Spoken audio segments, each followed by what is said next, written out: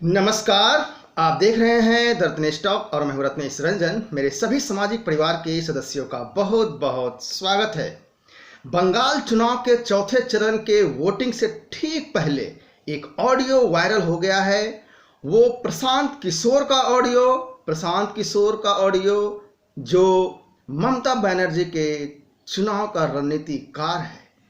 जिस पीके को ये गुमान है कि वो जिसके साथ होता है, जिसकी मार्केटिंग करता है, उसकी जीत ये तय करता है। प्रशांत किशोर अभी ममता बनर्जी उर्फ बानो की मार्केटिंग कर रहे हैं। उन्हें फिर कैप्टन अमरिंदर की मार्केटिंग करनी भी जानी है उनको। 2016 में बंगाल विधानसभा चुनाव में बीजेपी मात्र 3 विधायक जीत का स्वाद ले पाती है। उस बंगाल में ममता को जिताने के लिए दांव पेंच लगाया, जुगत भिड़ाया प्रशांत किशोर ने। लेकिन 2021 विधानसभा चुनाव जो बंगाल का है, पश्चिम बंगाल का 8 चरण में होना है, लेकिन चौथे चरण के चुनाव से ठीक पहले ये ऑडियो वायरल होना, इसके मायने क्या है? आइए आपको मैं उस वायरल वीडियो का कुछ अंश सुनाता हूं, तब जाकर के आपको क्लैरिटी आएगी कि आखिर हो क्या रहा है, वस्तु स्थिति क्या है।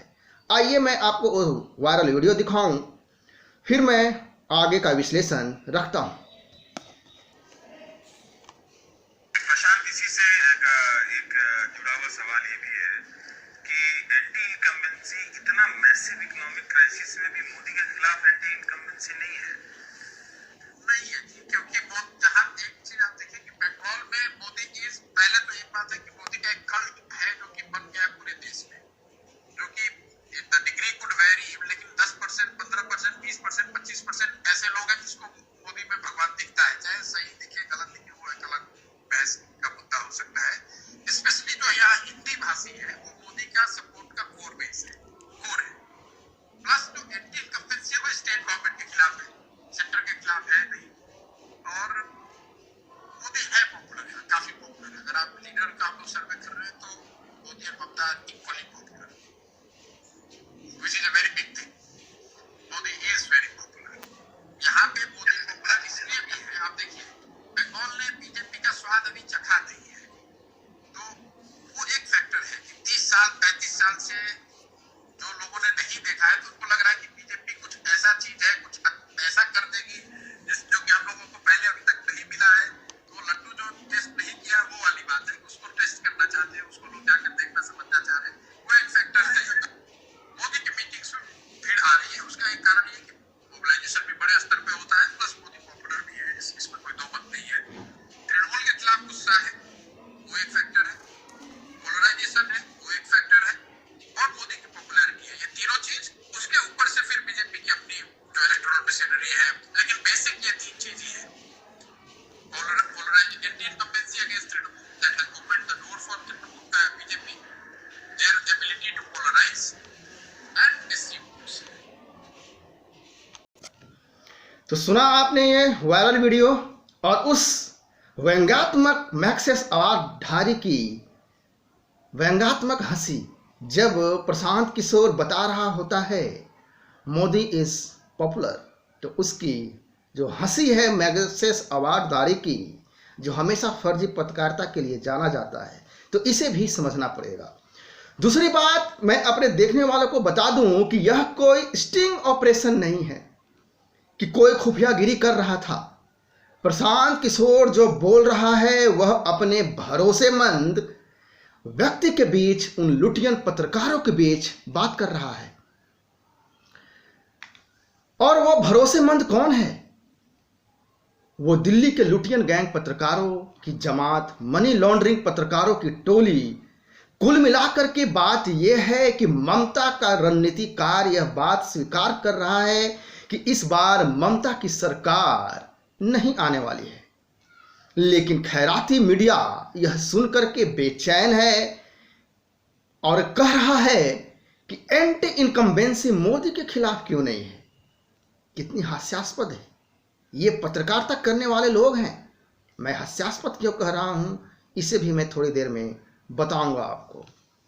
बेवकूफ गधों की जो जमात है, लुटियन पत्रकारों की जो गैंग है, उनकी जो टोली है, उनको ये पता नहीं है कि यह स्टेट का इलेक्शन है, यह राज्य का इलेक्शन है। राज्य का चुनाव हो रहा है, केंद्र का चुनाव नहीं है। तो एंटी इनकम्बेंसी राज्य के खिलाफ होगा, केंद्र सरकार के खिलाफ क्यों और कैसे हो सकता है?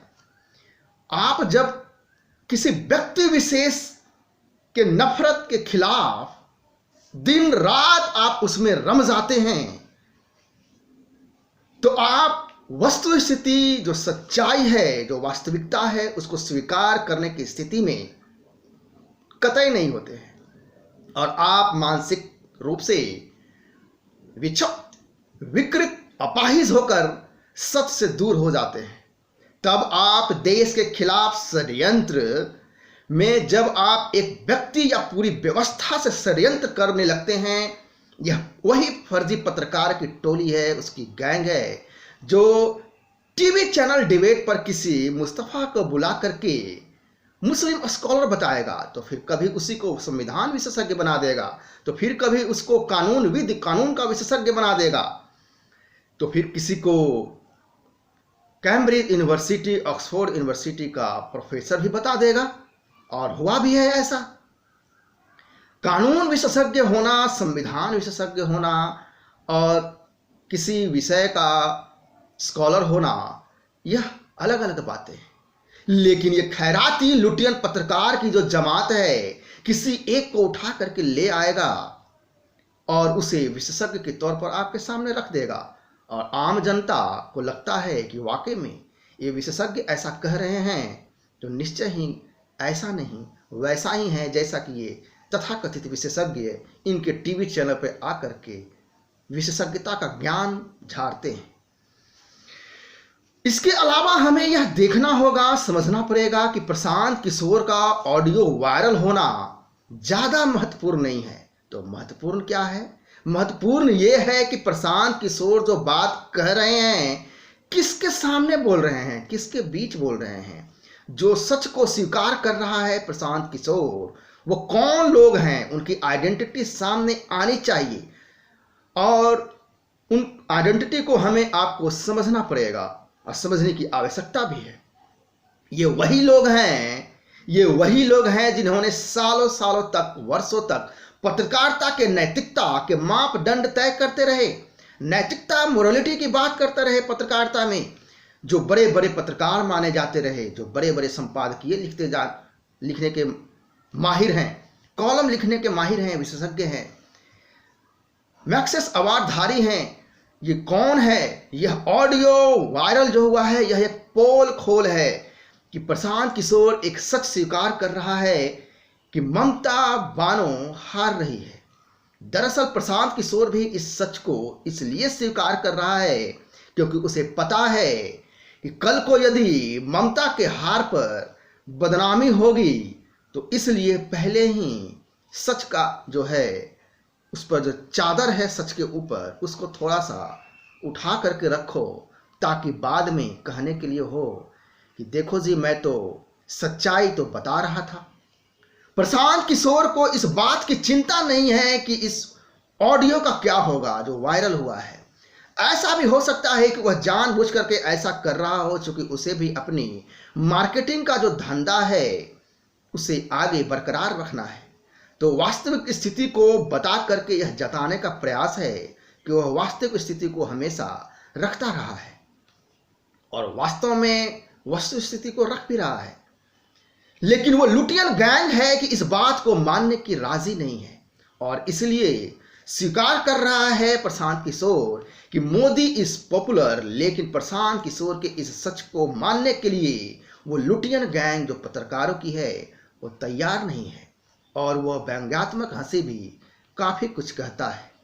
मैं अपने देखने वाले से कहूँगा कि वो ऑडियो क्लिप जो मैंने इस वीडियो में आपको दिखाया, सुनाया है, उसे दोबारा सुने कि कैसे, किस तरह से, किस बात पर वो मैक्सेस अवार्डधारी व्यंग्यात्मक हंसी को रखता है लुटियन पत्रकारों के बीच। इन सब का चेहरा बेनकाब हो चुका है ये जो लेफ्ट लिबरल वामपंथी सेकुलर जो गैंग हैं, टुकड़े टुकड़े पत्रकारों के जो गैंग हैं, जो नैतिकता की बड़ी बड़ी बातें करते हैं, जो आम लोगों को गुमराह करते हैं, मोदी नफरत में इस कदर अंधे हो चुके हैं कि उनका चरित्र आप देख रहे हैं। मुझे लगता है कि चौथे चरण के चुनाव से पहले यह सब चीज बाहर आना, दरअसल इनके जो आका हैं, इनके जो मालिक हैं, बंगाल जा नहीं रहे हैं, आसाम जा नहीं रहे हैं, न राष्ट्रीय पप्पू जा रहा है, न राष्ट्रीय पिंकी जा रही है। दूसरी तरफ देश का जो गृह मंत्री है अमित शाह, देश के प्रधानमंत्री श्री नरेंद्र मोदी जी, व्यस्तता के बावजूद वह बंगाल चुनाव प्रचार करने जाते हैं, यह भी हमें समझना पड़ेगा। लेकिन दूसरे तरफ जो लेफ्ट लिबरल गैंग जो राजनीति करते हैं, पार्टियां, राजनीतिक पार्टियां, वो व्यस्त नहीं होने के बावजूद वो बंगाल जाने को तैयार नहीं है। तो बेचैनी इस बात को लेकर के है कि पत्रकारों की जो टोली है लुटियन गैंग की, उनकी पत्रकारिता बरकरार भी रखनी है उनको, और कैसे बरकरार रखेंगे। बेचैनी का आलम तो देखिए कि क्यों नहीं एंटी इनकम्बेंसी है मोदी के खिलाफ, और उस व्यंग्यात्मक हंसी को जो मैक्सिस अवार्डधारी कि आप वायरल वीडियो में सुन रहे हैं, उसे भी आप समझें। एक तरह से 2 मई को जो कि बंगाल चुनाव का परिणाम आएगा, रिजल्ट आएगा उस दिन, लेकिन उससे पहले ही चौथे चरण के वोटिंग से पहले यह ऑडियो वायरल होना सच को बाहर ला करके खड़ा कर दिया है, जिसे हमें आपको समझना पड़ेगा। तो ये था पूरा विश्लेषण। आशा करता हूं आपको यह विश्लेषण अच्छा लगा होगा। मैं फिर मिलूंगा किसी दूसरे मुद्दे के साथ दूसरे वीडियो में। तब तक के लिए नमस्कार, जय हिंद।